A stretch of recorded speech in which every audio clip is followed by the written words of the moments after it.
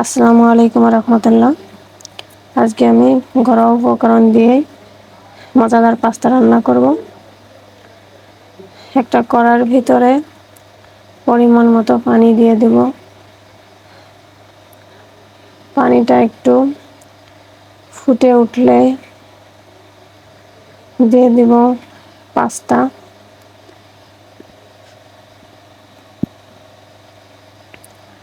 একটু লবণ দেব, কিছু অল্প একটু সরিষার তেল দেব, দিয়ে ভালো করে নেড়ে দিব যাতে একটার সাথে একটা লেগে না যায়। 3-4 মিনিট এটা সিদ্ধ করে নেব। সিদ্ধ হয়ে গেছে। একটা ছাঁকনির সাহায্যে পাস্তাগুলো একটা পাত্রে উঠিয়ে রাখবো।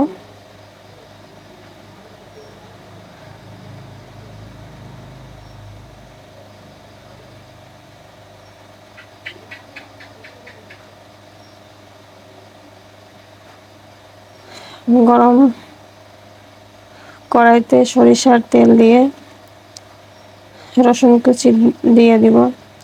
রসুন কুচিটা একটু লালটা করে ভেজে নিব। এরপরে দিয়ে দিব মরিচ কুচি, পেঁয়াজ কুচি। এগুলো ভালো করে ভেজে নিব। ভাজা হয়ে গেলে এর ভিতরে দিয়ে দিব কুচি করে রাখা বরবটি এবং টমেটো।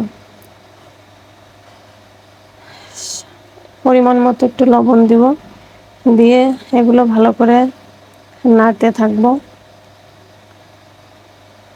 একটু সময় ভেজে নেওয়ার পরে পরিমাণ মতো পানি দিয়ে দিব হলুদের গুঁড়া, মরিচের গুঁড়া আর জিরার গুঁড়া দিয়ে একটু নেড়েচেড়ে ঢাকা দিয়ে কিছুটা সময় কষিয়ে নিব।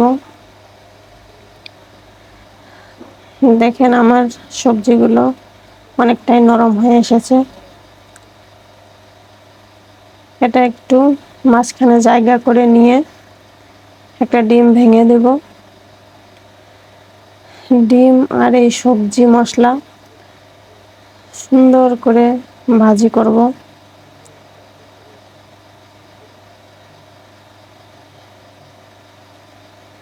এগুলো ভাজি করা হয়ে গেলে দিয়ে দিব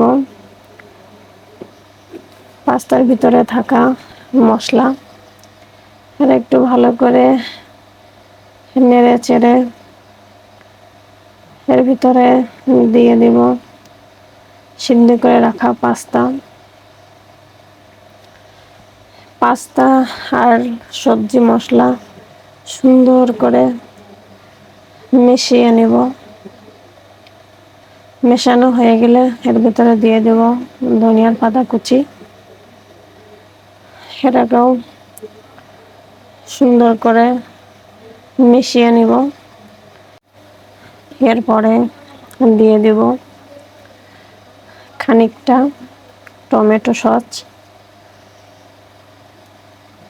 তো পাস্তার সাথে সুন্দর করে মিশিয়ে নিব। আলহামদুলিল্লাহ, আমার পাস্তা রান্না হয়ে গেছে। যদি আমার রান্না ভালো লাগে তাহলে আমার চ্যানেলটা সবাই সাবস্ক্রাইব করবেন এবং আমার জন্য দোয়া করবেন। আল্লাহ হাফেজ।